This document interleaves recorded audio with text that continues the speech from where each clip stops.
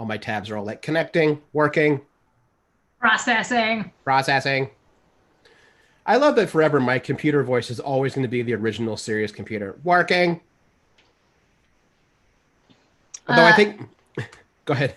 Invader Zim's computer. His entire system.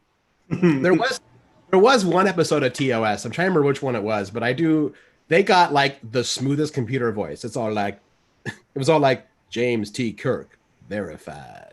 I forgot which one it was, but it was a very soulful computer. Go ahead. I was just going to say there was a few of those episodes where the computer voice got more sultry. Yeah. I do remember that. Yeah. And then it just went to that. No, do it. It's all right. My daughter has one of those fantastic female airy computer voices that she does. I can't even attempt it, like very light and melodic. I was told her she could do that professionally. Exactly. She can do that. Oh, wow. Professionally if needed. It's a gig. Yeah. Oh, shoot. We're recording. Hello and welcome to issue 554 of Geek in a City Over Radio. I am one of your hosts, Aaron Duran. I'm one of your other hosts, Binarita. And I'm your other host, Cable Hashitani. And we are joined on the road with Nat West of Rev Nat's Hard Cider. Hello, everybody. He's not holding his phone. He just has it mounted. It's mounted there, and I'm not staring at it at all. And I'm like 5 minutes from home, so I'll do anything for this show. Woo! Well, thanks. That's so sweet. You're delivering ciders to the masses? No, I had a mental health day. I went mountain biking. Oh, nice. Good. Yeah. Yep. Yeah, those are really important to have daily. Yeah. It was a physical health day, mountain biking as well. So. Mm-hmm. Yeah. Although having done it a couple times, schlepping a bunch of cider out all around town does have some physical exertion to it. It can be hard work, especially if you don't have any air conditioning. But I do, so I'm all right. So. I do still enjoy the act of driving around town to go on the errands. Some of the errands are obviously stressful because it's a grocery store full of dimwits with no mask or their mask half off. Right. But driving across town and listening to an audiobook or a podcast is very soothing to me. It is very cathartic. I have taken to because I got a new scooter helmet that has the Bluetooth headphones already inside it, and I just ride now. And just listen to music. Wow. So how's everybody? Riding, right? Yeah, kinda. The only time that's dangerous is when the Tron soundtrack comes on, and I begin to think that I'm in a light cycle. Start going a little too fast. Yeah. Well, and the other bad part, as this will shock no one, but when that soundtrack comes on and I'm on my scooter, I'll start to make the light cycle sounds. So when I turn, I'll go pew, pew, because I'm a big dork. You know what? I'd rather be on the road with someone who looks like they're jamming out to their music on their motorcycle or bike or scooter versus the other day I was behind this guy. I don't know if he was on a really angry phone call or shouting and gesturing at me. I was going above the speed limit, as it were. And then he did eventually stop gesturing at me or something, to go around me and pass me. But, he was in my vicinity for a long time. And the whole time that he was within sight, there was just a lot of head shaking and gesturing. And I was starting to be concerned that someone who was maybe mentally unwell, was out on the road. Yeah, it seems like everybody out on the road. I mean, you're not wrong. And everyone's extra angry right now. Extra angry. Extra angry? Extra angry. Angry about anger. He's so angry. Angry baby. Don't know where I'm going with that. That was weird. It was. I blame you. Yeah, sure, that's fair. Because you put Anki out that's a there. Fair and it's you put us down that path. You should be used to me having my brain create all new combo words in my head and then not filtering it and just blah. Oh, but sometimes I run with it and that's what happens. Okay, well, if you're gonna be angry, you're gonna be angry, I guess. Anyway. Is the proper response to that die angry about it? Die angry.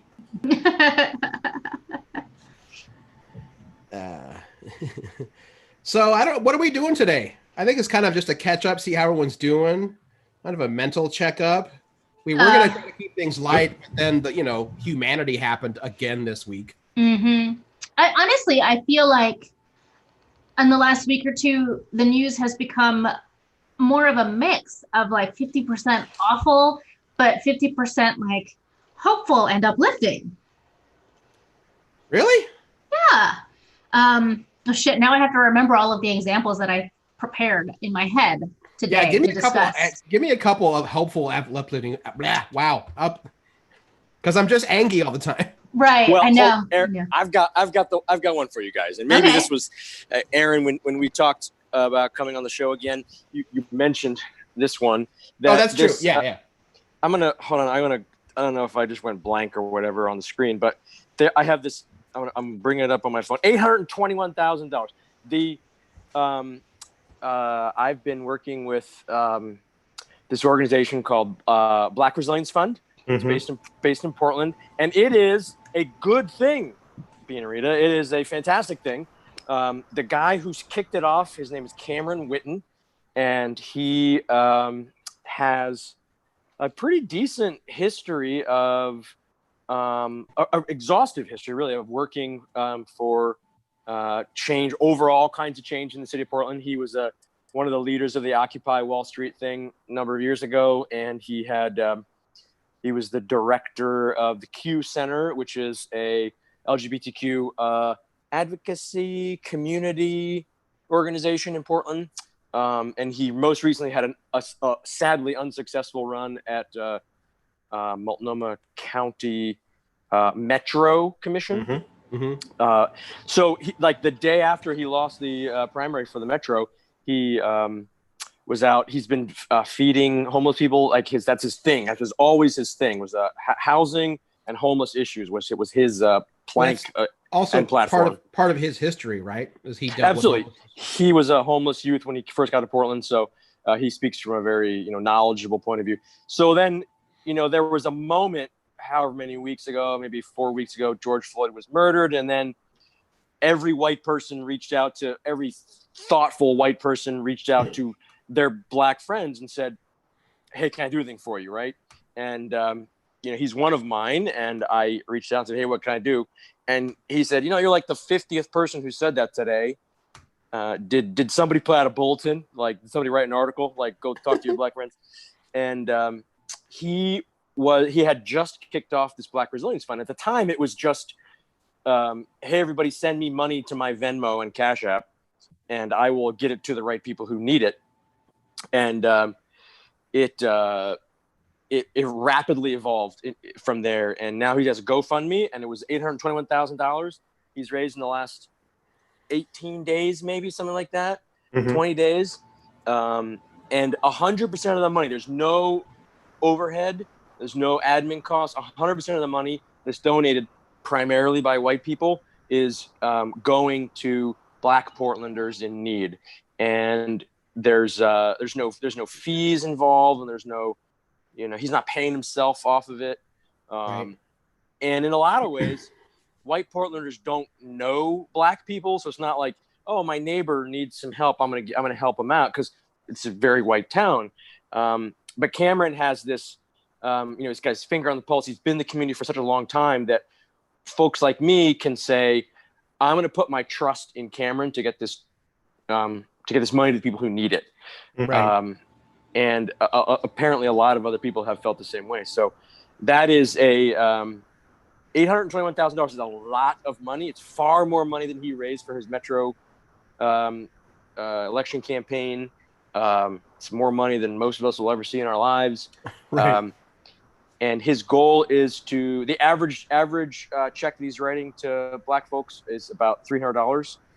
And he's super transparent. He's got these spreadsheets that appear on the GoFundMe all the time with how much of it's going to rent, how much of it's going to groceries. And It is once you glimmer of donate, hope. you'll get the constant updates about, okay, here's what we did in the last 24 hours. And Yeah. So I donated personally in the very beginning of the thing. And then most recently, Reverend, That's My Business, we did a $5,000 matching fundraise. So I had my customers just give money to the Black Resilience Fund through my website. So they essentially bought dollars in donations from me.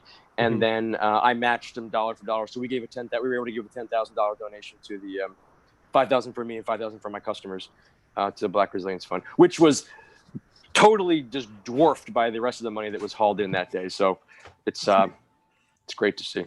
No, but that was still like super cool. Yeah. When I know on Juneteenth they were running a thing of like if you can donate $19. Yep. Like that was one of their big pushes. Yeah, and a lot of local businesses as well. I know some of my friends at Bearlick and Stormbreaker were both giving 19% of their sales to the Black Resilience Fund on Juneteenth. So a lot, like 150 businesses in Portland, all gave some portion of their daily sales to the BRF, and here we are, close to $1 million. And then spoilers. I probably should have ran it past like being in cable ahead of time, but I just decided the show was going to donate that day too. I should have run my initial. I could have figured you guys would be. I mean, I told them later, but I was like, they're going to be fine with this. Some things don't need to be discussed. Like you know what your team is about. Yes. Yeah, I accidentally donated without asking my wife, and she was cool with it. So. Well, there you go. That is some good news stuff. Yeah. Yeah. And then there's also the petition to make Juneteenth a national holiday is like going through the roof. I did some reading on it, and I guess initially she'd been hoping for like 50,000 votes. Article I read that had been published on Thursday said that they were at 300,000 votes. But when I looked at that petition on change.org today, it was over 1 million. Wow. So that one is just booming, and I hope that momentum carries into actually becoming a federal holiday, because I think that would go a really long way towards just making it something that people are aware of at a minimum. I discovered that I was far from being alone in the past week in having zero clue to what Juneteenth was. So, and I mean, like, definitely to some degree that is on me for not like once knowing of it, doing the work to understand what it is and like the significance of it. But that doesn't change the fact that I went almost the entirety of my life having never heard of it. And I think that just changing that one element can make a big difference. And the system didn't make it easy for you to learn what it was. No. And there's a lot of events in America's history that is just either it's flat out not taught at all, or it's given like one line, and then you move on. Speaking of which, have you guys all watched Watchmen? We just watched it over this weekend. Oh yeah. So speaking of the Tulsa massacres that you need to know anything about. Yep, same thing. I learned about that one not terribly long ago, but I knew enough about it that it wasn't a complete shock to me to see it in Watchmen, and I was very, I don't know about amazed, but it was very noteworthy to see that they were taking like a really terrible historic event that is not well known and just making it almost like the core of the story. Right. Yeah. I did not know that going into that. Like, I knew nothing about the Tulsa massacre. Awesome. So, like, after watching the first episode, I immediately picked up my phone and Googled and went, okay, I have some reading to do. Because holy shit. Yeah. It was really kind of awkward in the way that I learned about it. It was actually back when I used to produce like paranormal radio shit. And we were literally doing a news story on government cover-ups. And if you research that long enough online, you're going to come up with Tulsa. So here I am, producing a show that probably has like 70% right-wing listeners, and I'm learning about this. And I'm like, well, this is fucked up. And I remember I actually think Keelan talked about Juneteenth like 8 years ago on the show. Like he had brought it up. So I remember that's when I'd heard of it then. So, but even he had said, he's like, I barely know about it. He's like, I grew up near Detroit. He's like, sure. And he's like, I kind of knew about it. And I don't want to put words in his mouth, but I remember him saying, he's like, I didn't really know more about it until I was an adult and started seeking it out. I sort of figured part of why I never heard of it was because I am from Arizona, which wasn't even states at the time of those events. I'm sorry, I had a hard time figuring out how to phrase that. And also, just in my experience, there isn't a particularly large Black community, at least not that I ever saw. Yeah, and I think, isn't Arizona still not recognizing MLK Day? I don't think so. I don't think that they are. They're also having a skyrocketing amount of new COVID-19 cases. So. Yes, they are. Shockface. Yeah. They went into phase 1 or whatever, like really early, and now everybody's paying for it. Although, I mean, kind of speaking of that in a weird, like morbid day, like Nat, how's that? Because I saw that you guys were opening like outdoor seating. Like, how are you guys approaching it? Yeah, I mean, so on the one hand, our tap room has always had low operating expenses, low overhead. I really feel for the restaurants out there who are serving food, trying to serve food, trying to cook food. We don't, our product is stable. We don't have food that goes bad. It doesn't take much for us to break even on a given day. It takes very few customers.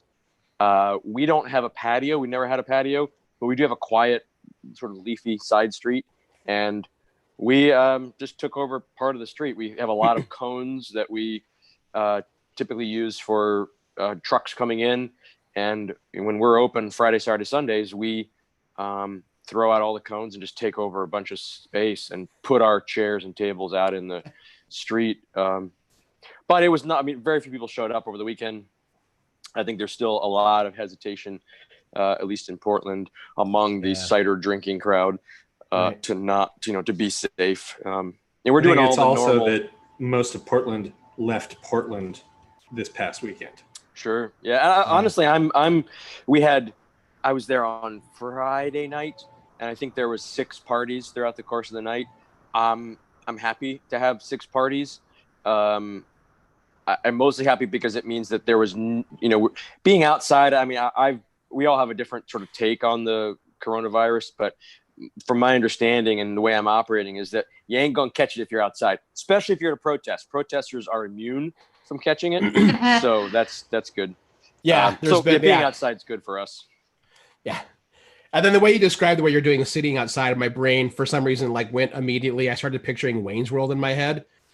They're what they're doing air hockey outside, and like car, and they take all the strips. Game on, game on. Yeah, we actually, exactly. We threw a cone at the opposite ends of the block, as cars who are coming into the block know, and they're like, "Wait, what's this orange cone doing here?"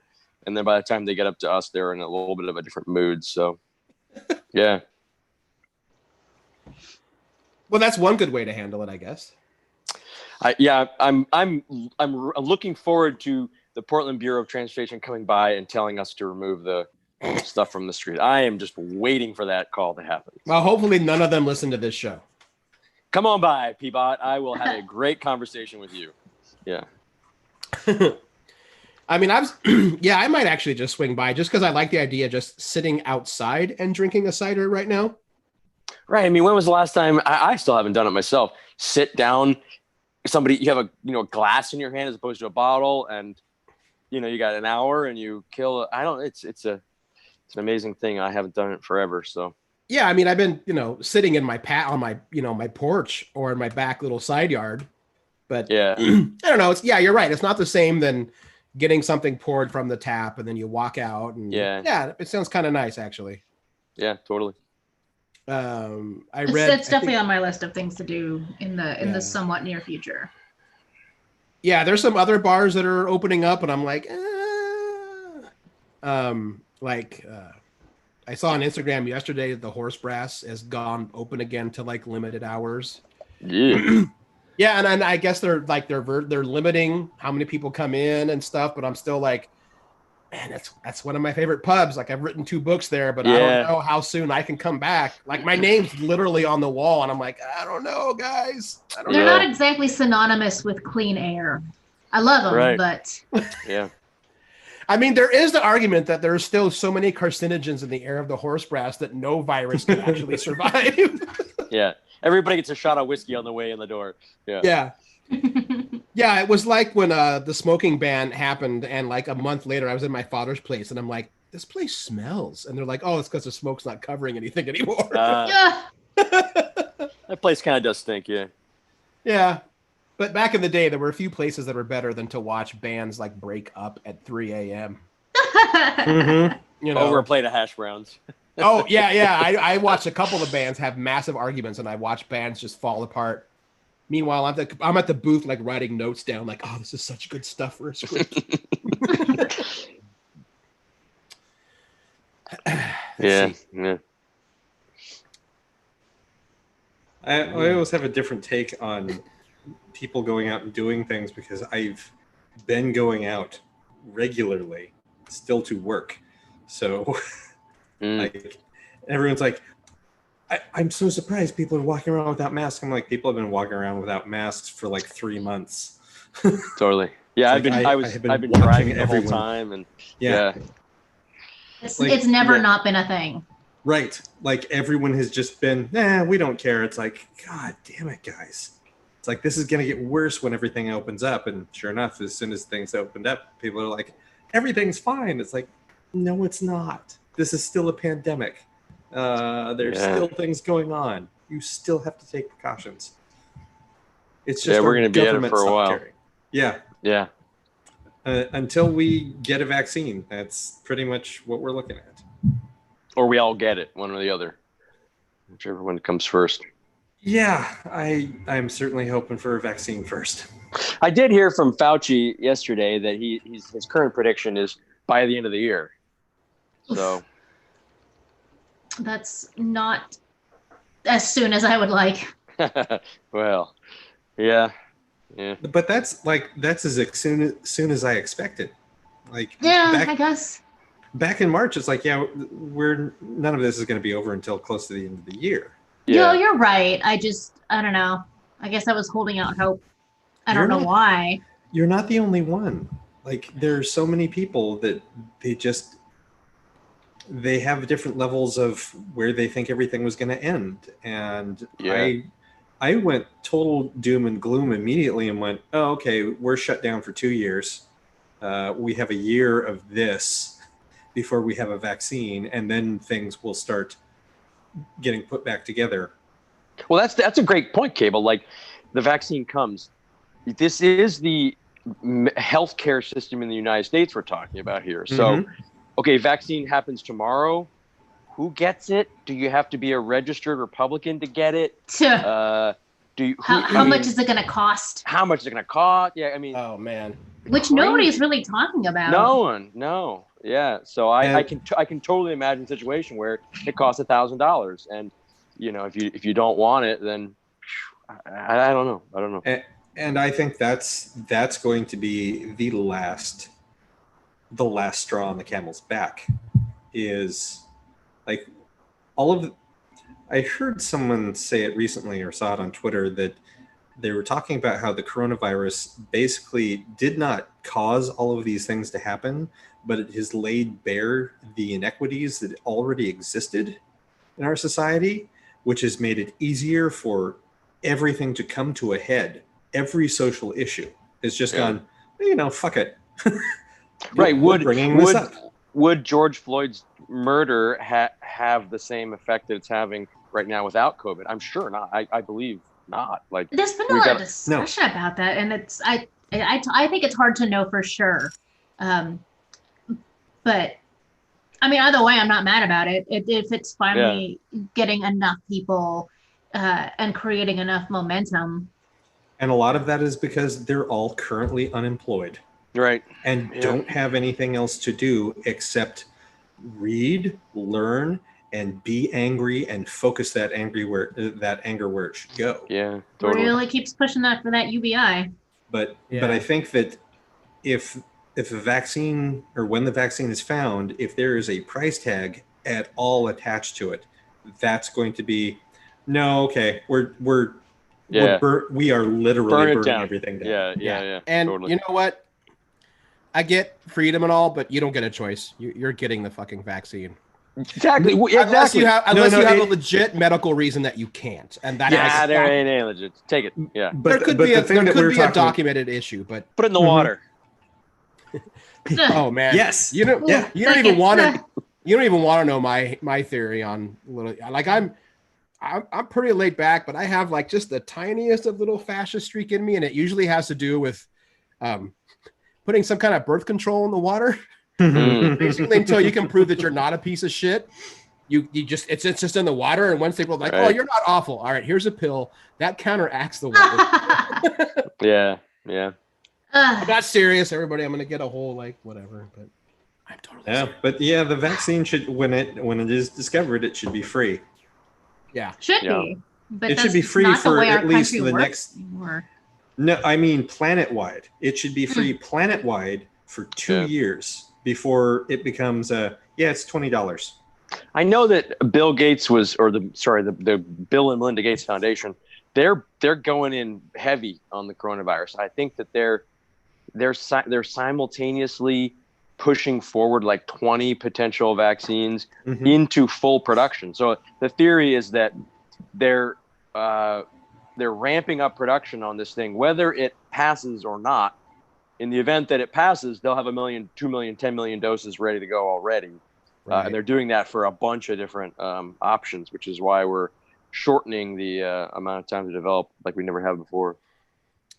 Yeah, I guess my only real like scare is, or the thing that I would be concerned about is that this country doesn't have the best test track record on whom it decides to secretly test shit on first. Oh yeah. So but also like keep an eye on them. We don't need a same thing with sterilization. Yeah, no, exactly. Yeah. It's nasty stuff. I definitely agree it would be ideal for it to be free and mandatory. Yeah. I was actually talking with someone about this, about like, how do you know if someone's had the vaccine? Like, what do you do? How do you know that you can safely interact with somebody? So like what happens? And this person suggested like maybe the vaccine does come with like some kind of like, RF chip or a little mark. And I was like, dude, if you think the right wing loses their shit over like this mark of the beast stuff now, I said, if you are actually suggesting, I was like, look, I'm not saying I disagree with you, but if you're actually suggesting that along with your vaccine that you should have some kind of chip or tiny tattoo put on, this fucker. Even though the Bible actually doesn't reference the mark that way anyway, but that's a whole nother story. And Revelations was not a book about the future. It was a book about the current political scene in Rome. Yep. Did not know that. It was. Yeah. Yeah, it was an anti-establishment against the current Roman Empire propaganda. Yeah. Imagine that. I learned that in college. The only real, like, if you want to dive into it, the only like real time the Bible references potential prophecy in terms of like long-term future is usually in the book of Isaiah. Mm-hmm. That's about it. Oh, yeah. So there you go. You have a rat on your shoulder. Yeah. Is anybody like afraid of rats? No, but at first I was like, what's moving around? Like, oh, it's a rat. Their tails gross me out. This is Ninja. Actually, his name is something different, but I call him Ninja because he's pretty athletic. Nice. Oh, I thought it was a Splinter thing. Well, that too. Yeah. My daughter has a couple of rats, and this is my favorite. Where you going, buddy? I like rats. I just wish I can't have them as a pet. I'm super allergic to them. Yeah, my wife's pretty allergic too. She does some like Flonase stuff just to keep her going. Yeah, I can be basically allergic and still have a pet. I'm allergic say something. to cats. Say something, Ninja. He doesn't say much. He seems to be Strong camera silent shy. type. Well, I mean, ninjas aren't supposed to talk. That's right. That's how you stay a ninja. Yeah. There are no living loud ninjas. They're all dead. I feel like That's a this- tail. That's a tail, that's a- being a Rita. It's a historical fact. Ugh, that's the part I don't like. That's the part of the rat that makes me displeased. I can't say I love it either, but you know, you get the good with the bad. Because I've had mice before as a kid, and they were fine. Which is weird because they poop in your hand. You think that would be more bothersome than Ew. the amount of tail they have? I don't know. I mean, Cable and Merrick have mice, but they don't last very long. Mm. We have rats and they're all frozen. I was say I Yeah. don't know that they get theirs alive. Or are they up to We don't. rats now? Are they too big for mice? Oh, they've been too big for mice for years. Yeah. They're just starting to eye the dog now. They're like, if we They're get not out. that big. Oh. Cable, what does a feeder rat cost you? I think we usually get a bag of like a dozen or like a bag of 2 dozen for maybe $50. I love the Yeah, idea of see- a bag of dozen rats. I think there's some weird economics at play because pet rats are like $25, but you can get a bag of them for $2 a piece or something. I don't get it. Yeah, well, I mean, they're Those not don't. live. Those ones don't eat. So They don't need warmth Yeah. or food or they just space take to up live freezer in. space. They I'm- do take Yeah. up freezer space. I'm guessing the package of 2 dozen is roughly the size of a shoebox. It's a gallon-sized freezer bag. Yeah, that's not nearly enough room for an alive rat. Not for very long. No, we have Especially this if you thing, zip it up. Like Yeah. she would eat a rat. Really? Manju, yes, she would. Cats will Um, eat anything. My cat um, won't even eat a bug. How And- hungry do you let him get? Oh, she free feeds. Maybe that's my problem. And Irma is like, I'm pretty sure that she would go down a hole after a rat. Because she's just kind of built that way. Sorry if Yeah. I'm distracted. There is a lot of screaming going on outside. Oh, Thought you got rid of the screaming apartment, Cable. It's not directly in front of our window anymore. We're, a But you're still within it's- earshot. Yeah, it's still Old Town Chinatown. So I can actually kind of hear it a little bit. yeah, I can too. that's because this is a good mic. No, it's fine. No feedback.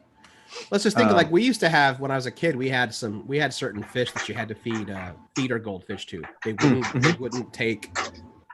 You couldn't give them the flake food, and they either liked goldfish or they liked mealworms. And I bet that water got really nasty really quick.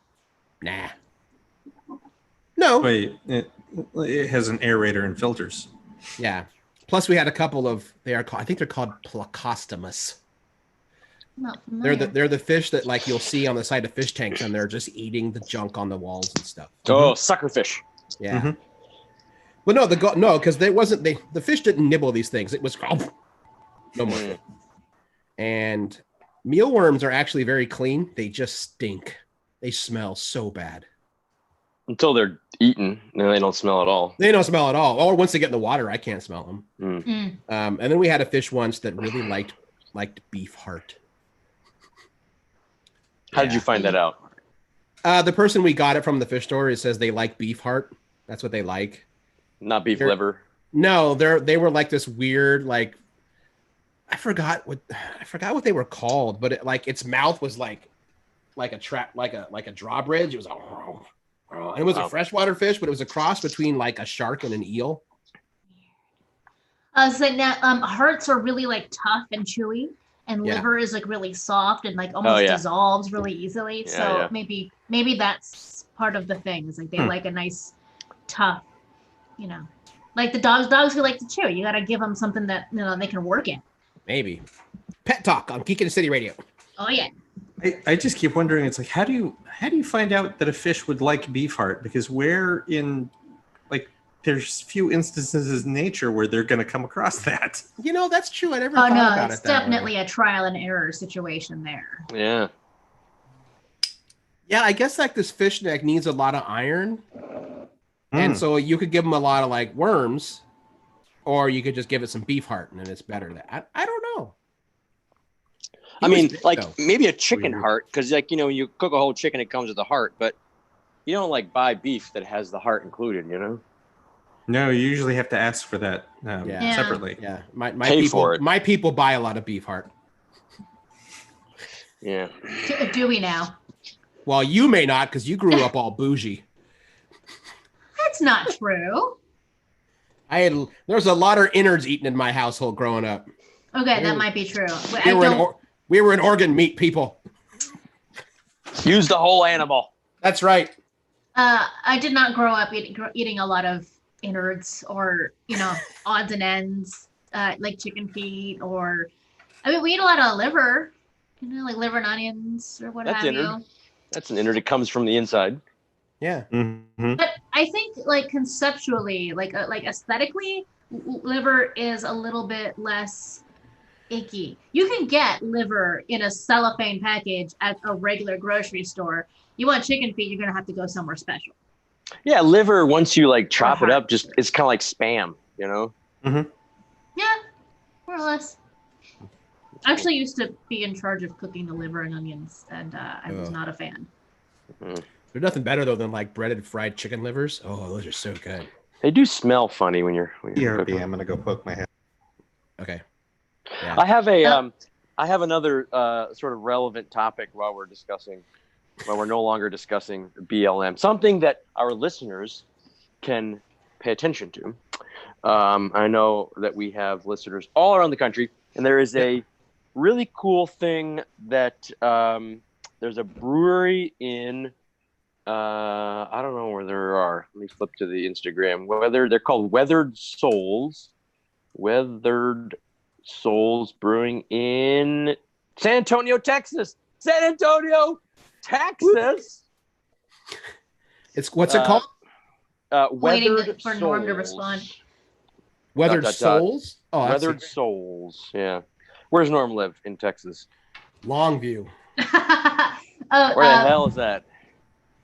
Far from San Antonio, I think. But the best part about east. it, so it's a black-owned brewery in San Antonio called Weathered Souls, and they, the beer industry, as we're getting, learning more about Tulsa massacre, et cetera, and police brutality, and we're trying to figure out what we can do from our own place of power, right? We are the beer industry. We know beer.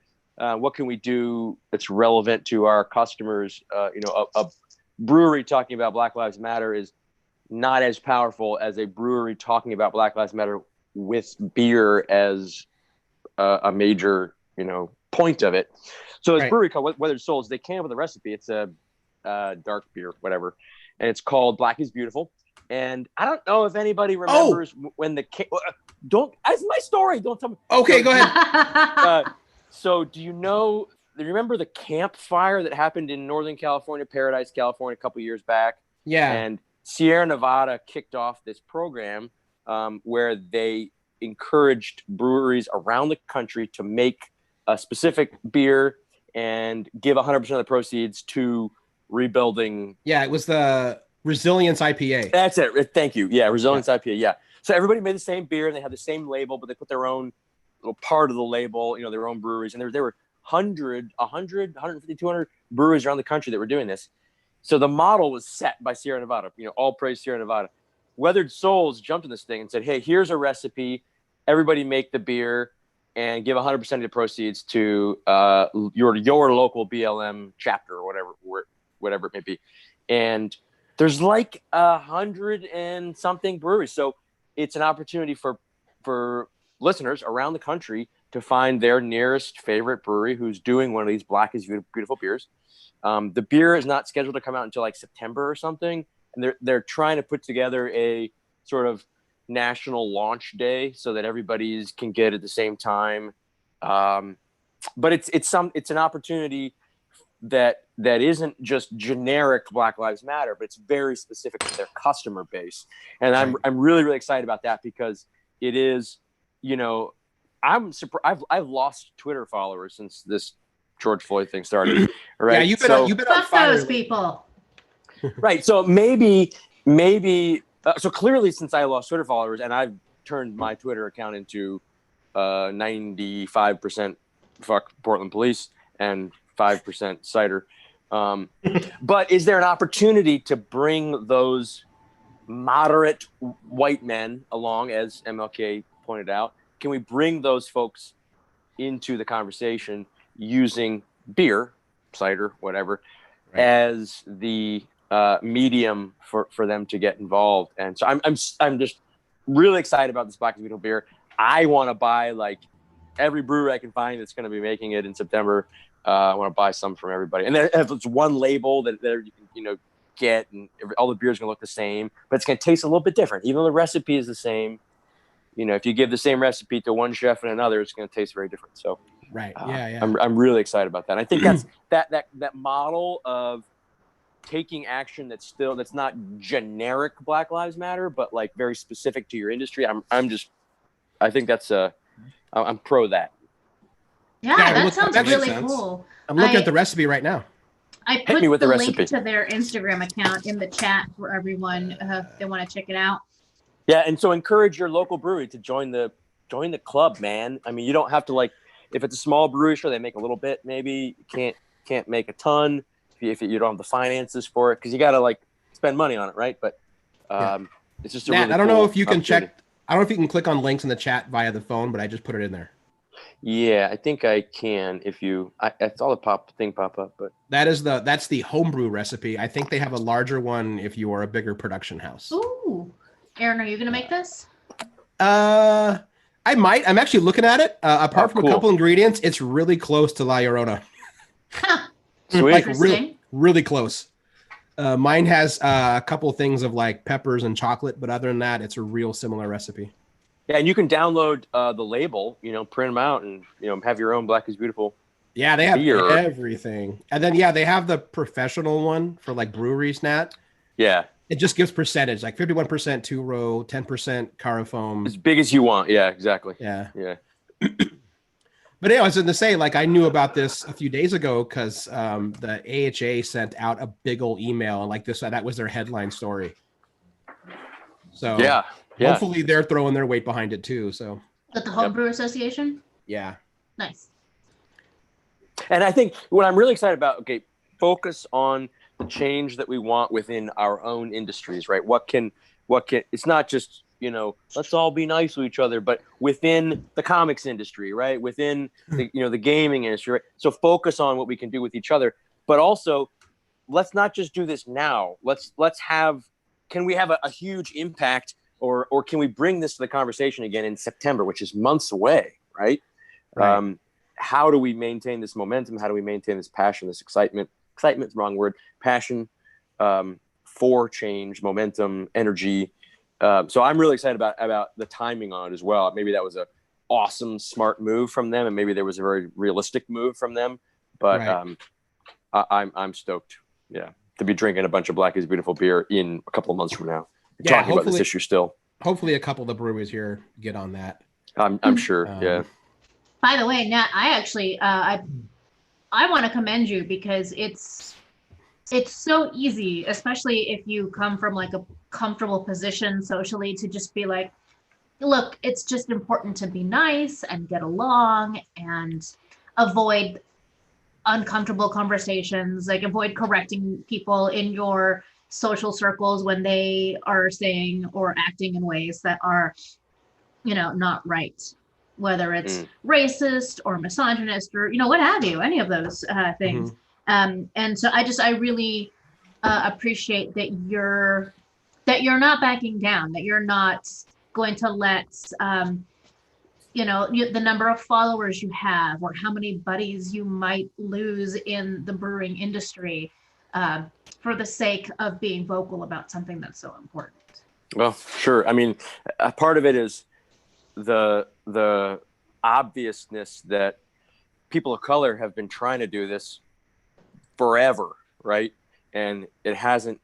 I mean, they have had some successes, right? But it's if whatever the issue, if it's sexual assault on women, it's the men who have to figure it out, right?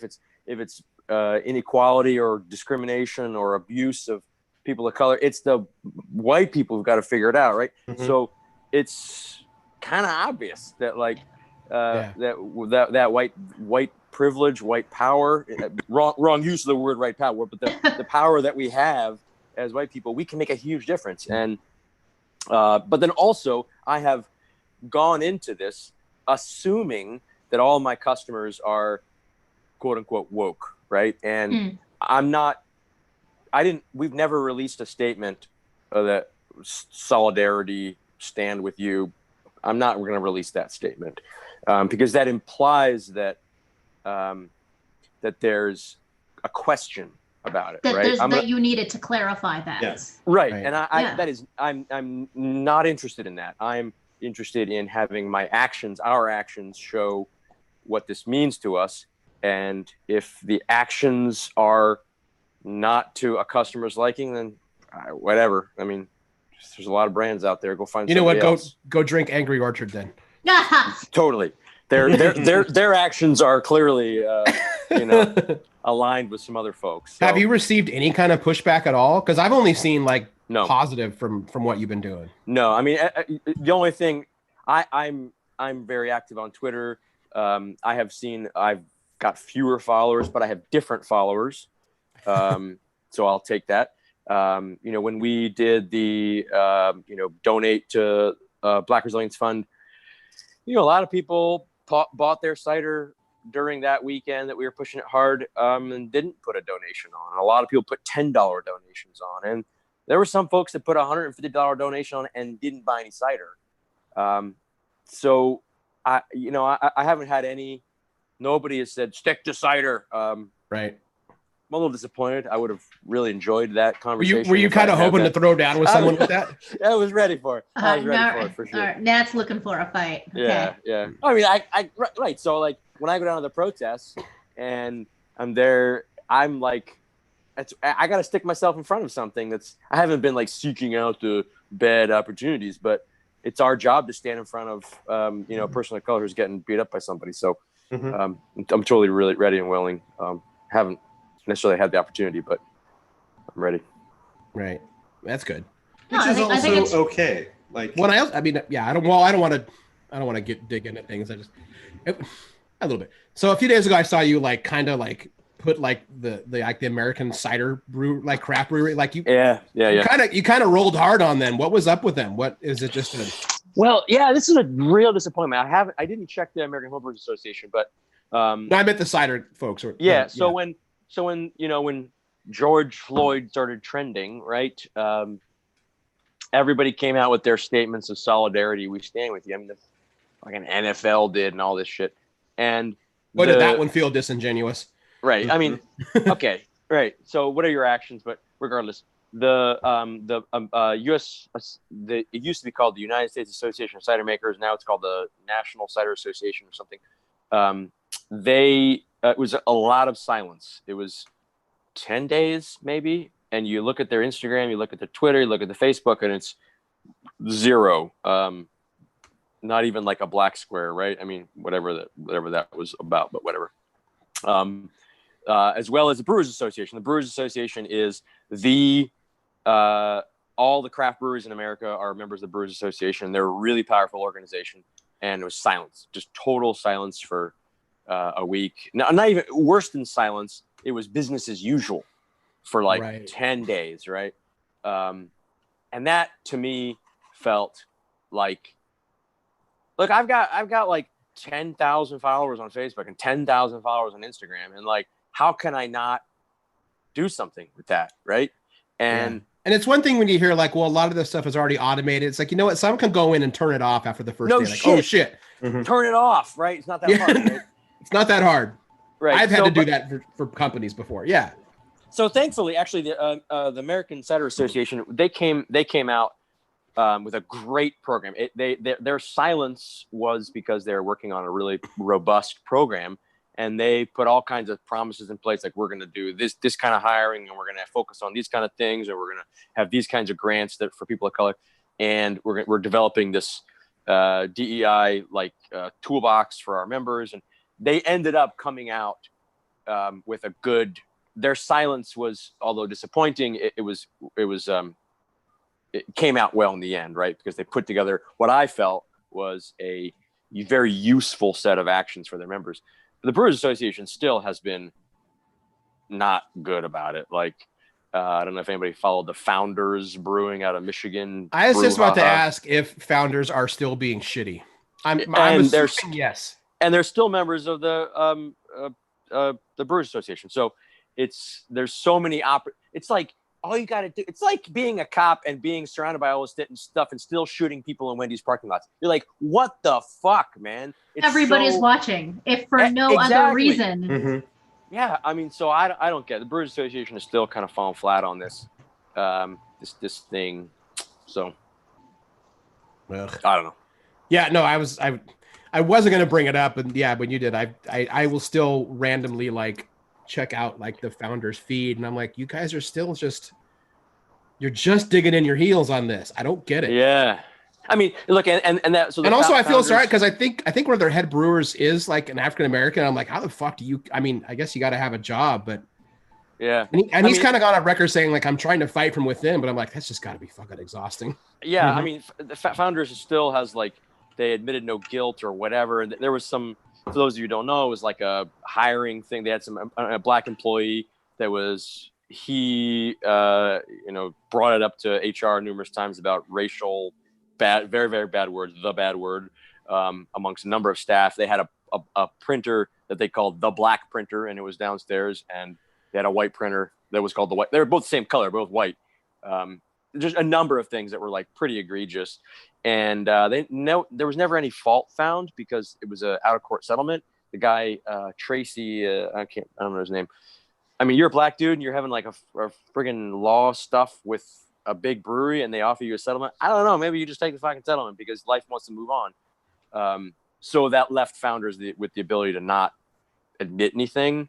But anybody who's paying attention in the slightest bit to beer Twitter knows that Founders is canceled, right? And they're still out there just posting we stand in solidarity. Like, you didn't really stand in solidarity when it was the time for you to stand in solidarity, man. Right.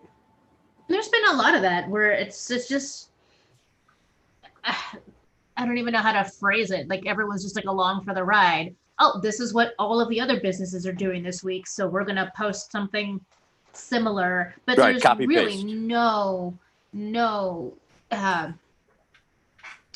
It's entirely disingenuous. There's no actual thoughts or actions behind the statement at all. They're just doing it to do it because that's what everyone else is doing. And a lot of the time that seems to be good enough. I remember early on when, cities were shutting down, I would see a lot of posts about people saying like, remember all of the friends who aren't checking in on you during this time because those aren't your real friends. They weren't there for you.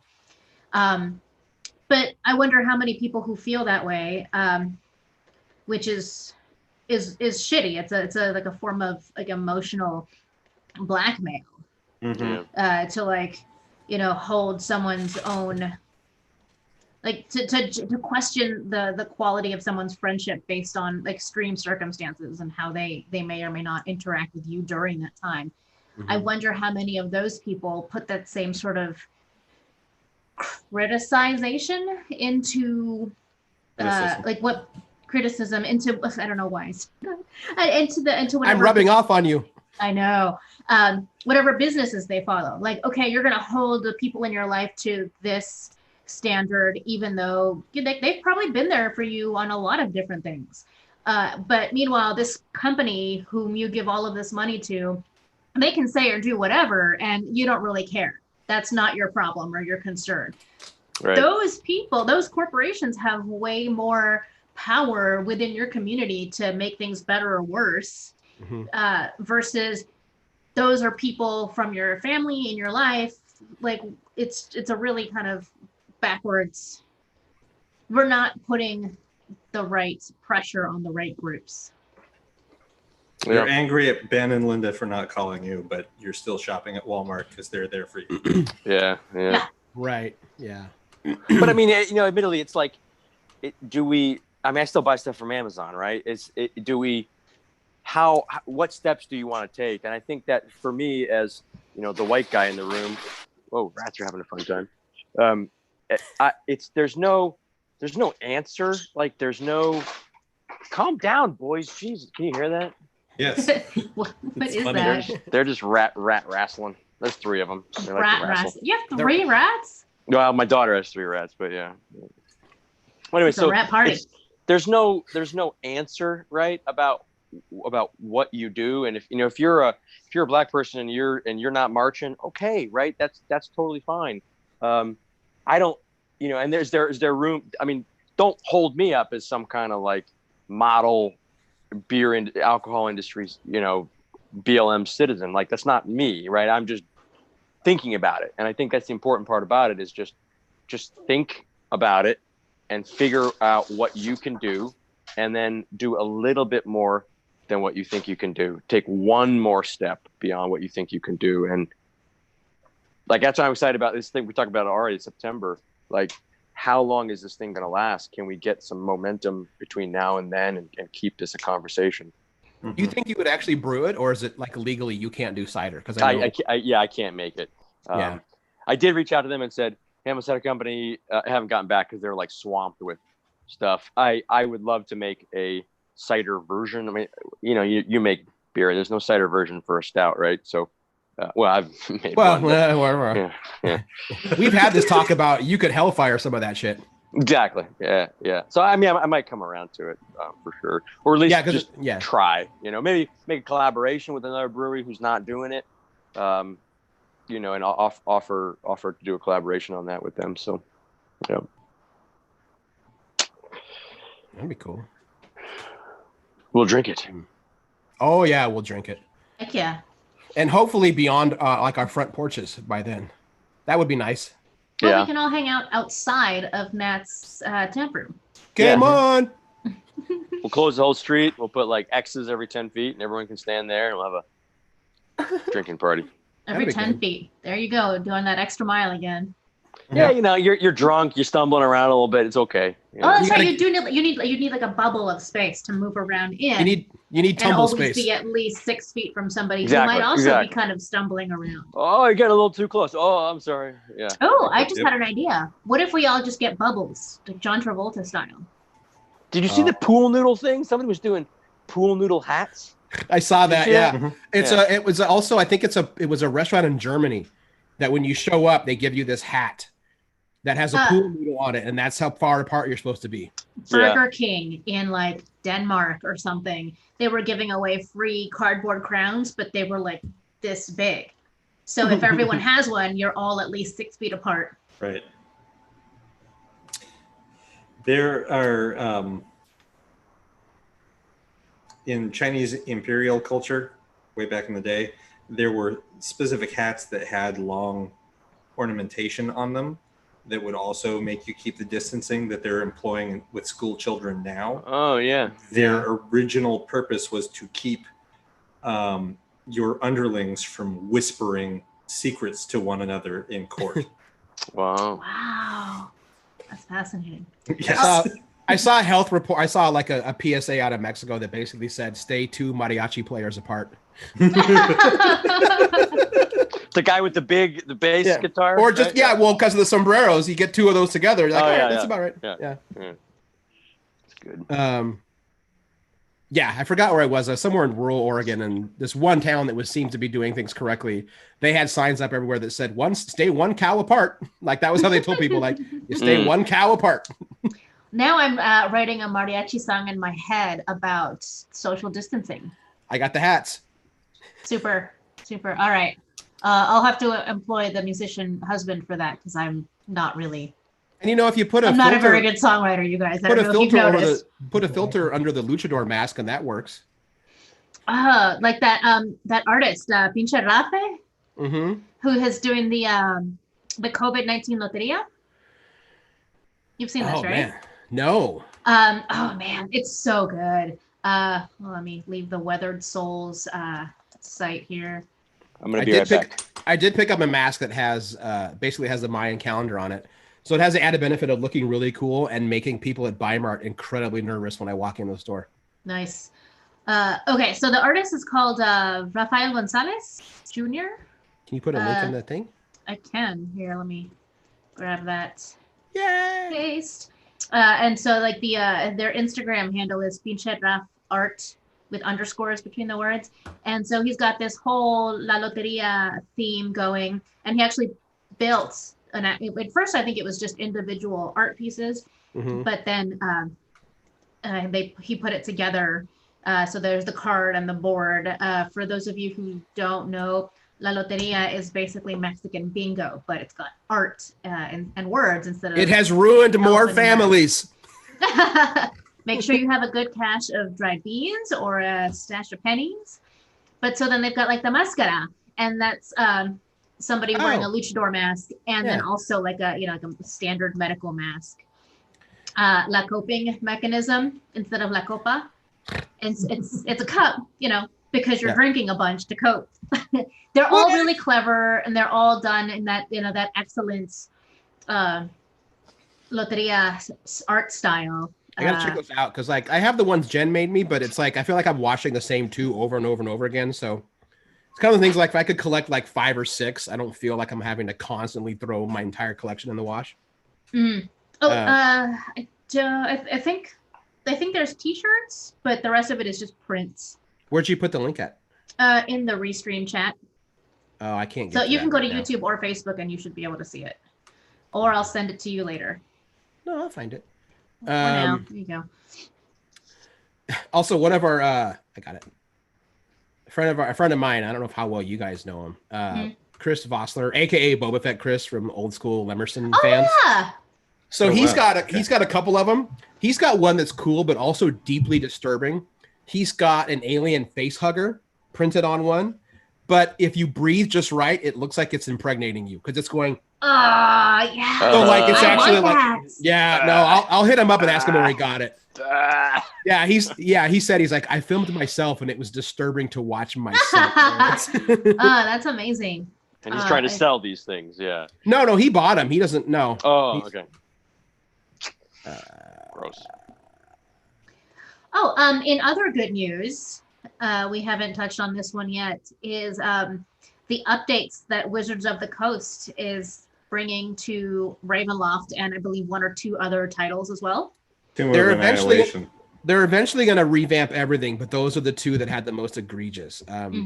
Do you want to start that? And I'll be right back to you now. Yeah. So the statement on diversity came out recently that that is outlining a couple of changes they're going to be making to, firstly, Curse of Strahd and Tomb of Annihilation, like you said, Cable.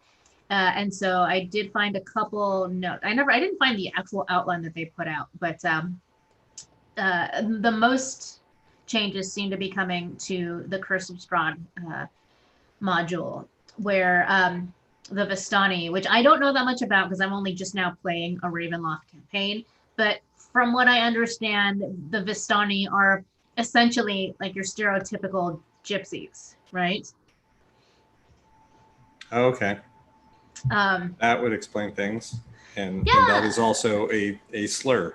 So yes, I know. I'm sorry. That's just not the Romas, but the gypsies. Right? Yes. Yes.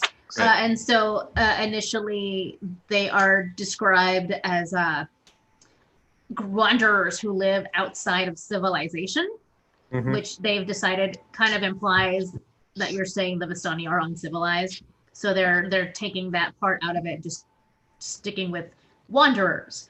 And descriptions that include drink heartily and can seem lazy and irresponsible to outsiders, which again are stereotypes of. I'm sorry, I need a hand here. What is the correct way to describe the people that are being stereotyped in this situation? Romani. Thank you. I was not going to get there on my own. So the Vistani are roughly a stereotype of a stereotype, and they're trying to do away with just these little things that sort of take it from a description to slurs. Sure. Yeah, keep the characteristics of that group, but make a couple tweaks, and then there you go. You got yourself a interesting character as opposed to a stereotype. Well, and I don't know if you touched on, like, they're doing things like, instead of they're just making things like spell abilities or things you can choose now instead of, well, this is just a racial issue now, or I had not gotten that far yet. I'm scanning the thing I read earlier too, but there was another thing that was interesting to me. Oh, there's an NPC called Esmeralda who has a prosthesis that she takes care to hide from view. And they're erasing that. She has a prosthetic leg because the original way it was written implies a sense of shame that they don't want to promote. yeah, Cool. which even within, I actually read that element of Curse of Strahd, even not taking the ableism thing into account, it actually didn't make any sense for her to be ashamed of it because she literally lost it fighting a werewolf, and that's kind of badass. Cool. And she stores like spell components in it. So yeah. I know. I don't know if you got to it. They're altering the wording for Tomb of Annihilation for the people who live on the island of Chult, because it pretty much gave into a lot of your, South Pacific or like Eastern African savagery tropes. Yeah, and so that's what's going on with the Tomb of Annihilation one. Is there is a lot of phrasing that revolves around either uncivilized, exotic, tribal. There's a whole list of terminology that they're just like, we're just not savage was the other one. Right. They're like, we're just gonna delete all of that.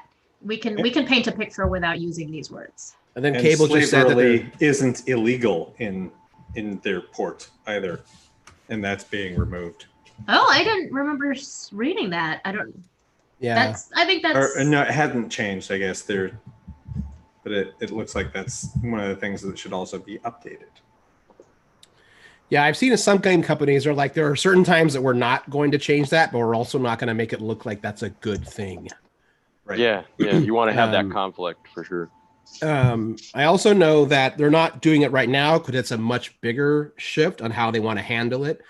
But there's serious talk in how they present some of the more adversarial humanoid races. So orcs, half-orcs, hobgoblins, and drow, like how they're going to present that. Drow, like, whoa. Yeah. Fraught. That's fraught.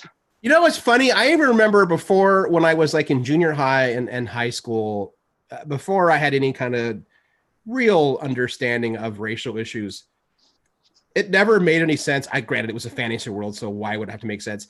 But it never made any sense to me why an entire race of creatures that literally never see the sun had the darkest of skin. I'm like, why are they not just like albinos?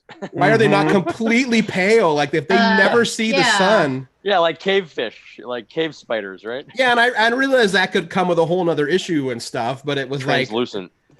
Yeah. And then I read more. It was like because they're, when they turned against the elven gods, they were punished and they had their skin turned black. Ooh, I do remember thinking that in high school. Oh, I do remember thinking in high school. Where have we heard that before? That's the thing. I remember thinking in high school, actually, that does seem kind of fucked up. Yeah, that's some Mormon shit. Oh, sorry. That's like interpretations on the Mark of Cain bullshit is what that is. Yeah. Yep. Which is all. Yep. Oh, never mind. I'm sure we have some really good Mormon listeners, but some of your deep rules are a little fucked up. So how about on a non-racial topic, or a slight tinge of racial topic? Okay. Did you guys check out the Foundation, Isaac Asimov Foundation trilogy trailer that Apple TV Plus just saw it yesterday? Huge Asimov fan here, and they I don't remember the character, but they did have. It looked like they had a character who was. There's no reason why they couldn't have been black, and they cast it as a black person, which is really cool. I believe a black woman. Black woman, that's right. I think it was like Harry Seldon's original assistant. I think was the character. It's totally great casting there. But I'm just like so excited about this because Foundation Trilogy is the greatest science fiction series ever written. So I haven't read it in so long. I'm gonna need a primer, y'all, because I'm not familiar. It's amazing. Yeah. I'm really excited for it. But it like comes out in like 3 years or some shit like that. So yeah, whatever. I'm not gonna. And I'm not going to get Apple TV. I will just, you know what? If you make it available to buy the show, I'll buy the show.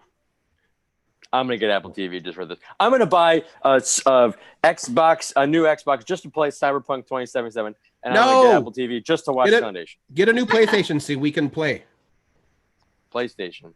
Actually, I want to get like the PlayStation Pro, like the current badass one. As soon as they release the new one, and everybody will have them on sale, and then I'll buy them.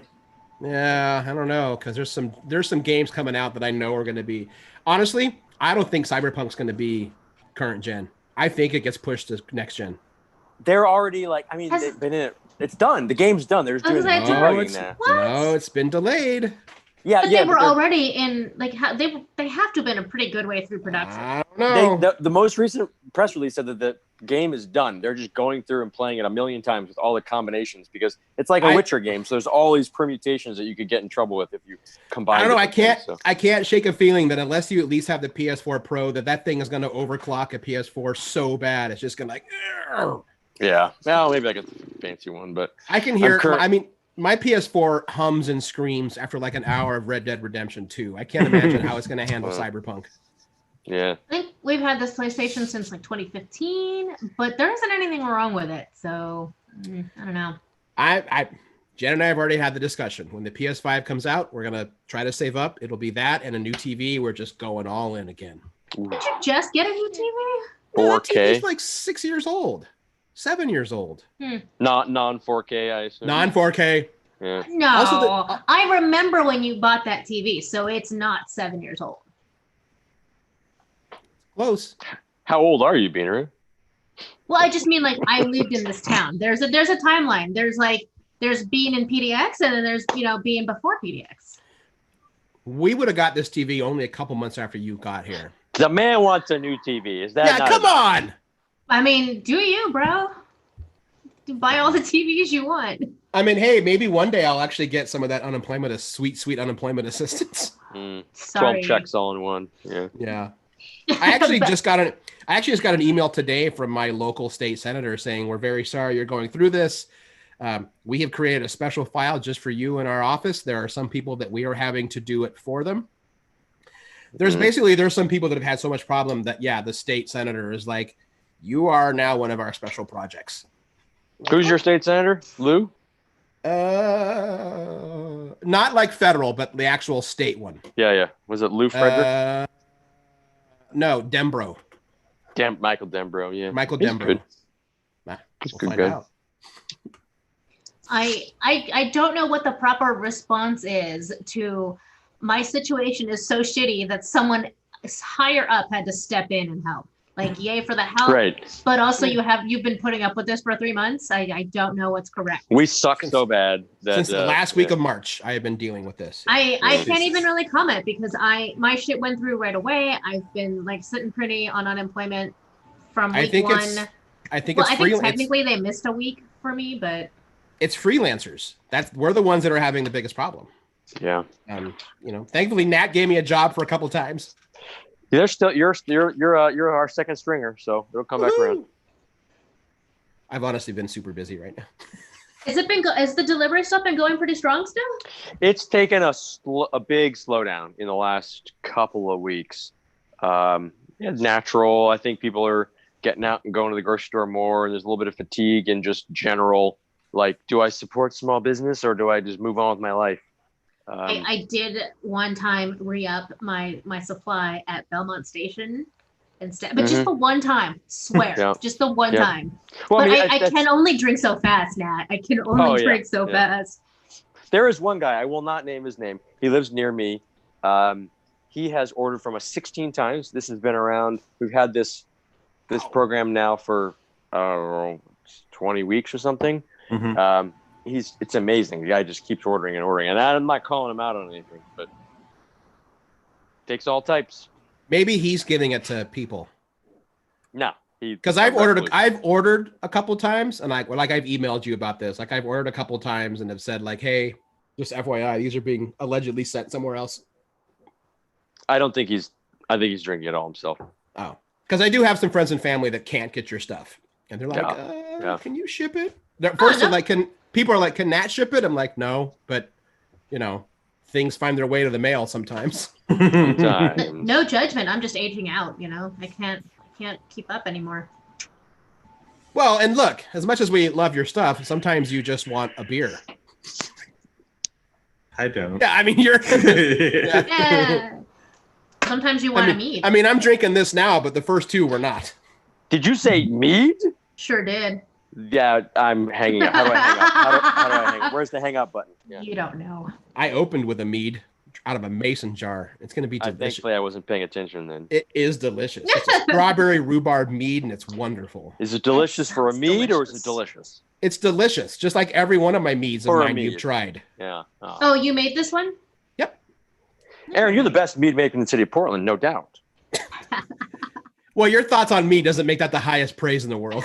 No, that is the highest praise. Like That's when pretty someone good. who hates It's a thing literally the says highest, yours yeah. is good, that best is of the all highest shit. praise in the Yeah. land. No, I didn't say his is good. I said he's the best. The best of the garbage.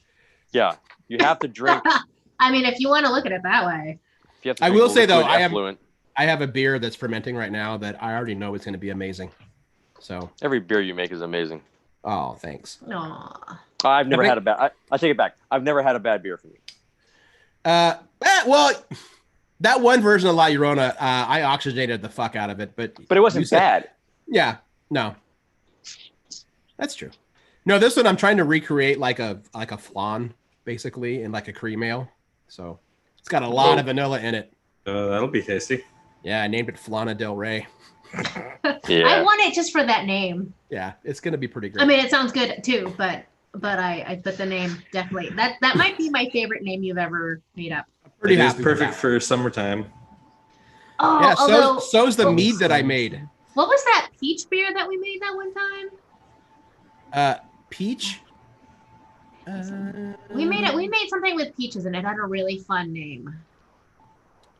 Oh yeah, I don't remember though. Damn it. It was fun. Yeah, I can't remember. Oh, that reminds me. I ran into a listener when I was at Hollywood Beverage today. Was it Kelly?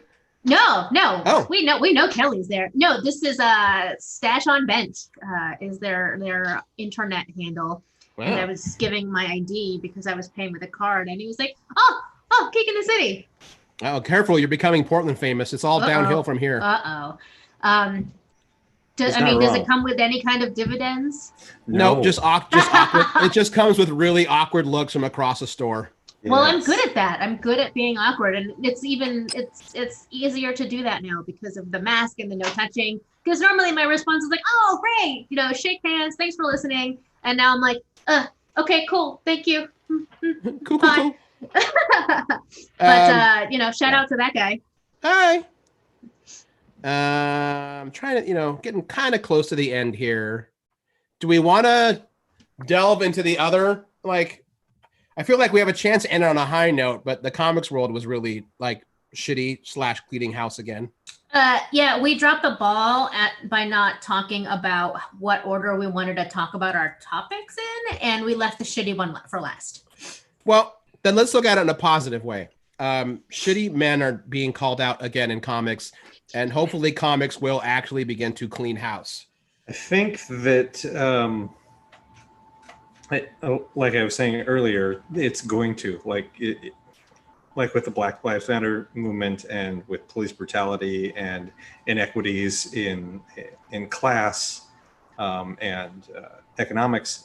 This is another one of those things that's getting a lot of light shown on it, and it's not going to go away this time because enough people have the time and energy to invest into pushing it, and the anger that has been building is not going away this time. So yeah, I think that. No, I definitely agree because this example in particular, I don't know if we're not going to say what it is, but I think allow me, since Yeah. I've had to work with this organization before. all right, yeah. So have I. Cable and I have. In We have full history. disclosure, we interviewed him a year ago because I thought that had all been resolved amicably, and that's why he was invited to the comic event. So I was wrong on that. Oh no. Okay. Nope. Oh, well, I think that will play towards part of the problem with this particular situation. But go ahead, Yeah. Cable. So Charles Brownstein of the CBLDF has resigned over the fact that people have come forward about sexual misconduct that he has been involved in for years. 15 years. Wow. Over and over and over and over. We have a friend who is part of the, was part of, or was one of the people that Charles had harassed. He may have also assaulted her. I don't know. But I do know that she's been bound by an NDA for years. Still is. She is, I don't know if you saw this. We're not going to say who it is, obviously, but she has officially begun legal paperwork to cancel her NDA. Oh, good. Oh, good. Fantastic. Yeah. But yeah, it's, and again, when I first started seeing this, it started to come, like you were talking about, it is not a women's problem. This is the responsibility of the men to fix this. Like I've had discussions and have been thinking about this a lot since this started coming to light. When we first started talking about this a couple weeks ago with Cameron Stewart and Warren Ellis, Brownstein just being the newest, Jason Latour has also been outed as sexual harassment, sexual assault. Oh shit! Really? Yes, it just today, like just a couple hours ago. I heard from Matthew. He's like, "Fuck." So, creator of Spider-Gwen, which is even worse somehow. But the talk about shouldn't throw stones in a Frank Cho house. Nope. Oh, was that? But it's our responsibility as men in the comics community not only to be better and not be shitheels, and not just protect women and not just call out guys, but actually whenever we sit and we talk about how are we going to fix the comic book community, or what really needs to be fixed in comics, this is the first topic that we talk about, and not whether or not we should bring back the Fantastic Four or should we change Superman's costume. Fuck all of that noise. The things that we should be talking about is this. And less white people. Yes. The racial inequities, the gender inequities, and then my favorite, the need for unionization of freelance comic book workers. Yes. Like that, if you want the comic book industry to survive, that's what you need to talk about. That's the discussions. Every man who gets together with other men in rooms to talk about comics, that's the conversation you have to have first before you start talking about Superman or Batman or the Avengers. Fuck all the other conversations. Cable, this reminds me of a conversation that I had maybe 2 years ago. I was on a panel discussion, and it was about, there was a kombucha maker, a beer maker, and me, and it was kind of a high level executive group of attendees. And one of the questions at the end of the panel was about, somebody from the audience said something like, "How are you adapting to continue to grow and add and meet the changing landscape of customer preferences?" And the guy, the beer guy next to me, I won't say his name, but he works for Full Sail, just to give you the concept, the idea of the size of the company. His response was, "Oh, we're always innovating. We're trying out new packaging, and we have to have a strong Instagram presence." And it was all very, classic beer industry, 101 about how to continue to stay relevant and grow your audience. And I heard that and I was like, this guy's kind of freaking crazy. And my response was, we've got all the white guys, right? All the white guys are buying our product already. Check, right? How do we get the white women to buy our product? How do we get the brown men to buy our product? How do we get black men? How do we get black women to buy our product? Like, how do we find all these people who have never been marketed to? They're just sitting on money. I mean, they got money, like from a purely capitalistic point of view, regardless of any sort of the moral rightness of doing this to bring all people up. Let's just think about it from a dollar's point of view. Like, why is Hennessy so fucking popular with black people? Like, they figured something out. That's racist. Well, No, they advertise with them. They figured it out, right? Yes. So any red-blooded capitalist in America should be jumping at the opportunity to find out some other way to to advertise, to market, to bring in non-white men to the fold. So I think I don't know the comics industry, but sounds like pretty similar. It's the same thing. It's the exact same thing. Right. All the white dudes are already buying the goddamn comics. How do we make more money? Well, you start publishing stuff that doesn't look like white boys all time. So and maybe also don't just have scantily clad women on the covers. Yep. Yeah. I mean, with beer labels. Maybe don't do that. Duh. Yeah. It still happens though. So don't be like that brewery who I'm not going to mention. They weren't the biggest brewery, but they had a black lager, and they thought it'd be hilarious to call it Black Lagers Matter. Yeah. Right. But just in case you're wondering, it did not go over well. Oh man. At all. Yeah, I can't see that working well. I'll throw this log on the fire as well. The same goes for the board game industry. Oh. And all gaming. Yeah. I feel like you have an example. It's just in general. So I have two. One is I am sick to death of games with a cultural theme. There are a lot of them that are Japanese themed, that are all created by white European men. That has got to fucking stop. Two, one of Days of Wonder's most popular games is Five Tribes, which, you barter and sell slaves. Whoa. It is only one of like 10 games that are on everyone's top 100 lists that includes slavery. And it's like, well, it's historic. It's like mentioning that there's a slave trade is historic. Making that part of the mechanics of the game and part of the win condition. A pro-slavery, exactly. Mechanic, Wow. That's bullshit. Yeah. So that is bullshit. I'm surprised I've never heard of it. Because gaming is also still primarily white. And we're not having the conversation at Guardian of how we can diversify both our community and our staff base in order to promote that. Of course, the owner of your business is a white male. Yes. Like the owner of fucking every business in America. So. Yeah.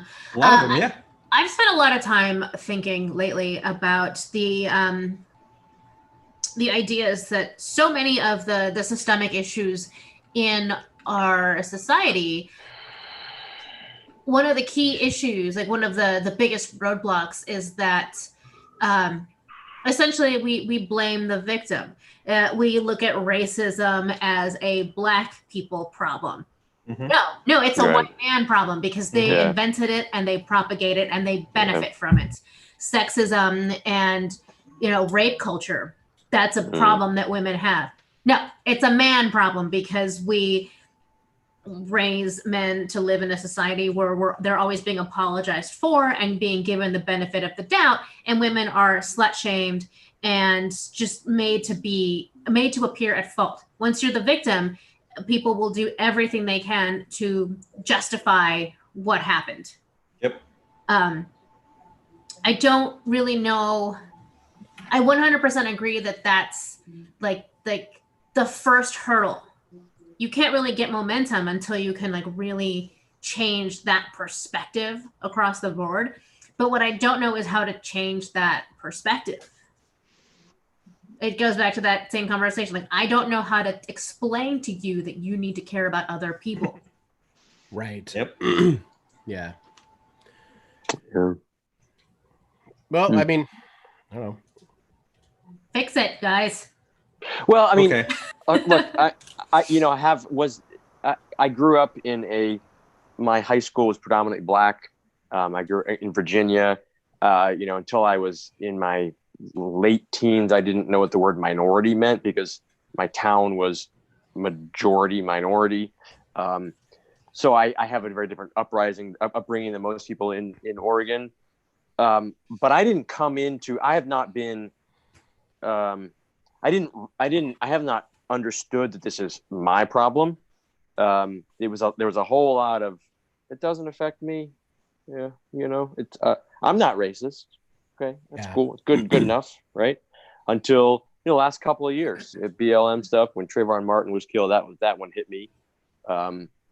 So I think there's, how do you fix it? You fix it one person at a time. And as they're coming into it, they figure it out. And can my consistent drumbeat on Twitter encourage another white man to think about things a little differently? Well, that'd be great. One other person. Right. So it's just gotta be one at a time. It's kind of sad to say it, but I think it works one at a time. I agree with that. I agree with that 100%. No, that's absolutely right. Absolutely right. I know that like 10 years ago, me would probably be listening to this conversation going like, I don't know what you fucker talking about because I don't see that. Yeah. Or I've never done that. So it's gonna be a slog. Yeah. Yep. I know that I have been, what's the word? I am guilty of implicit bias. I've never thought of myself as racist, sure. But I know that even now there are things that come from implicit bias, no matter how much time I spend trying not to, or learning ways in which that exists and doing away with them. Yeah, and it's constant self-analysis. Yeah. And there's a whole another separate conversation, especially within the Latinx community, about how it has been ingrained in us to see Black people as adversarial also. Well, I can imagine that part of that comes from the stereotypes of Black people in society versus the like idealized stereotypes that brown people have for themselves. Right. I know that, Americans might see Mexicans as lazy, job-stealing rapists, but growing up, I was always raised under the assumption that you're going to be a hardworking person. That's just you're going to be one of the good ones. We never had that in my family. That's what I had. Well, I that actually might be untrue because I know that my parents avoided engaging with a lot of like Mexican American communities. Like we had most of my parents' family, most of my parents' friends were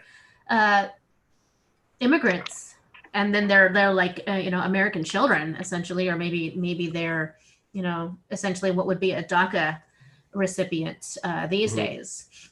But I do remember that there was this perceived notion within my family of like, well, we don't really socialize with other Mexican families here because of how they are. Was it a lot? No, you're right. Was it a lot of it was an attempt to assimilate more fully, maybe? Yes, some of it was that for sure. I don't know. It's for me, it's kind of a mixed bag. I feel like there's a lot about Mexican culture that I did not experience growing up, but I'm sure my mother would disagree. And I didn't learn to speak English until I was of grade school age, but my little sister struggled with Spanish until she was much older because at that point we were much more immersed. So it's, but I do know that there is a implicit bias between a Mexican American and how they see Black people. Yeah, I think a lot of cultures, you have to, they always want to have somebody below them, so you pick somebody who's, you don't, but I mean like the culture picks somebody to be below them. Yeah. Right. And there's the whole longer conversation too about the continual subconscious effect of colonialism on most of the Central and South American indigenous people and how it like completely taints how they see the world now. Mhm. Once you create a even hierarchy, even in terms everyone- of bonding with the people who took you over. Yeah, I would say like once you create a hierarchy, people are going to want to do whatever they can to be higher up on that ladder, Yeah. whether Yeah, like it's The whether they agree with it or mestizo not. versus totally. Mhm. It's the same. Like I had a really long conversation with somebody earlier this week about like the way women close the door behind them in professional environments, because a lot of like the higher echelon, work environments are male dominated, and so the perception that gets ingrained to you is that like you worked hard to get to where you are, and now you just have to like hold on to that as tight as you can, and that doesn't translate to supporting and platforming other women and mentorship and things like that. No, it becomes I got mine and fuck everybody else who couldn't get, like, obviously I worked harder than you mentality. Yeah. Well, I guess it comes down to we all have a lot of work to go, but we're taking the right steps. Yeah, hopefully. every one of us. Yeah. And to drink more cider. Yes. Always. Or Rosenstadt beer. Now, what are they the ones who make the best lager in town? You said, is that them? It's the best lager in the United States of America. Ooh, Ooh. bold words. I mean, y'all know me. I don't mince words, but No, I know every once in a while you will jump into that drinking Twitter thread that I got looped into, and you always just kind of show up to drop bombs. It's kind of hilarious. You're like, let me know when you drink a real craft beer. yeah. I mean, it's a bunch of comics people talking about beer, and I'm like, what do you guys know about beer? Well, so I will throw out a little bit of plug for myself here because that's what I do. I'm a capitalist. You all know the Night of 1,000 Tepaches that we do every year, where we make tepache and we blend it with local breweries, beer, and have like a whole event. It's super exciting. It's one of my favorite events of the year. Obviously, can't do that because can't have people in the building now. But we're doing a twist on it. So it's Night of 1,000 Tepaches in a box, basically. So it'll be a couple of bottles of tepache with a couple maybe 4 or 5, we're not exactly sure how many different beers, locally made beers in bottle and can format. So you do your own blending. That'll come out, I think, next week. We want to have it available for people to consume over the July 4th weekend. And this Rosenstadt beer that I cannot stop talking about will be the light lager entry in the box. Maybe Geek in the City Radio should do like a live tasting event. Ooh, yeah. Exciting. Yes. 1 box for you, 1 box for you, and 1 box for you. Woohoo! Woo! That was my angle. I don't know if you guys. I mean, I was saw gonna that. own one. I was gonna buy one anyway. But No, you're down here. I'm done. Okay, so 1 it's box all different for you. everyone. For me, it'd be. Bah, bah, bah. And now Box I've just got for the Brady Bunch in my everyone. head. Yeah. Bean. Yeah. Mine would be how to follow a show Yukon. It would be downright fierce. They should fix it so that everybody's in the same spot for each other. Yeah. That's true. I know. I don't know why that is. Ooh, maybe I'll mix some tepache with the pulque that I made. Ooh, can I come over? I attempted to make it. I don't know how good it is. It's chill. What It's did you chilling use? right now. Agave sap? Did you use agave sap or did you use agave syrup or what? I had to use agave syrup. Where the hell am I going to get agave sap? Mexico? I have no idea. Otherwise, Sure. Yeah. Steal it from your neighbor's yard. I don't. Isn't there someone in town who has that agave? Oh plant yeah, but that's I'm just pretty sure you flower? have to. I think you have to kill it to get the sap out of them. You have to, yeah, from what I understand. Yeah. Oh, does the Yeah. sap come out of the stalk Yeah. instead of the leaves? No, it comes out of the bottom of the stalk. You have to cut and dig out the bottom of the stalk. Yeah. Kind of like the artichoke heart, but it's agave. Exactly. Yeah. I found a bunch of like traditional recipes. I think with what I could get in Portland, I made it as close as I can. It does look like pulque. It's that weird milky white. Oh yeah.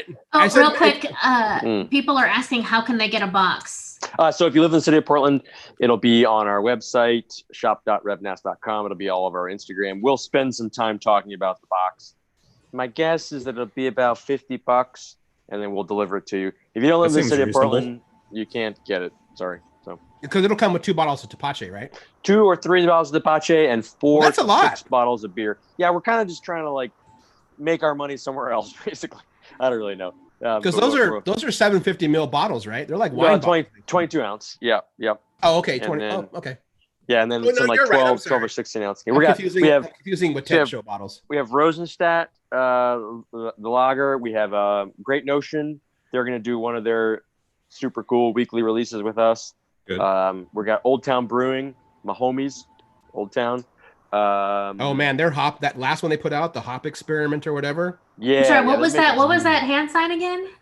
Nothing. You- I live in Come Woodlawn. I on. can do that. No. It was Come a mirror. on. It's the mirror universe salute. I'm white. I can only do it once. I'm not allowed to do it twice. We got Ruse. They won the Night of 1,000 Depaches competition last year, so they're coming back with a beer. And Von Ebert.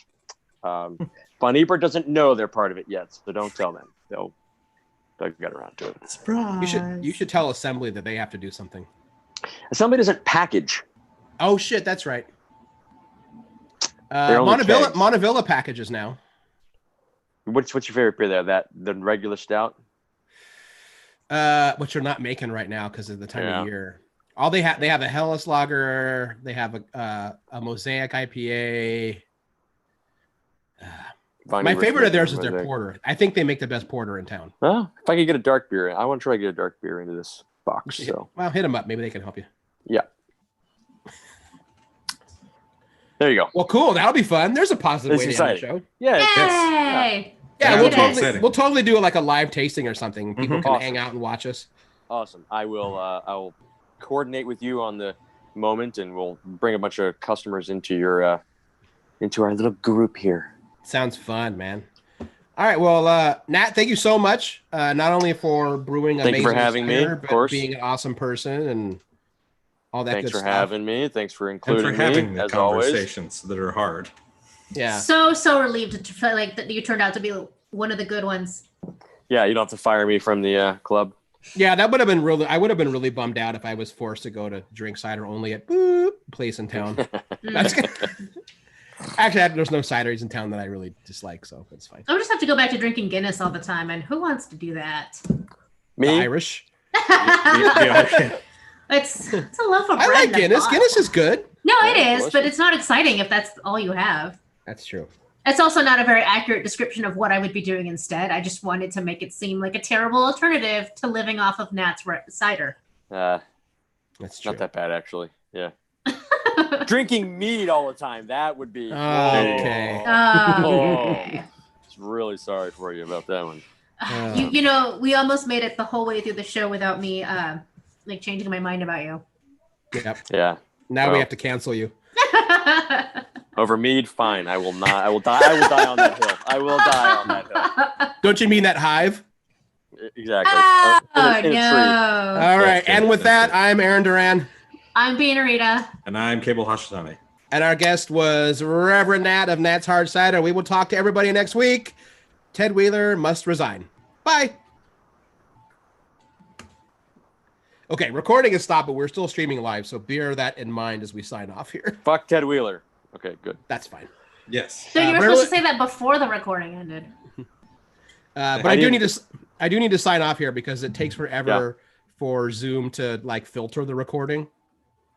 I've got pizza To cooking process it. upstairs, so And I have laundry that's not going to fold itself. I have a basement that's getting very stuffy. While it's usually chilly down here, it starts to get warm. It's all your mouth air. Exactly it being. It's my big, loud, hot air. Yep. Well, I mean, you're downstairs, which is already humid. Air breath, mouth breath is hot and moist. It's just, a recipe for disaster. I'm glad about the quarantine right now. I don't want Aaron's mouth breath. You said it, not me. I just couldn't keep it You straight all anymore. want my mouth breath. Mm. Cable. All right. you I just will go, see you "Huh? all next Huh?" week. All right. Bye, I'll everybody. see y'all later. Bye. Hi, guys. Hot.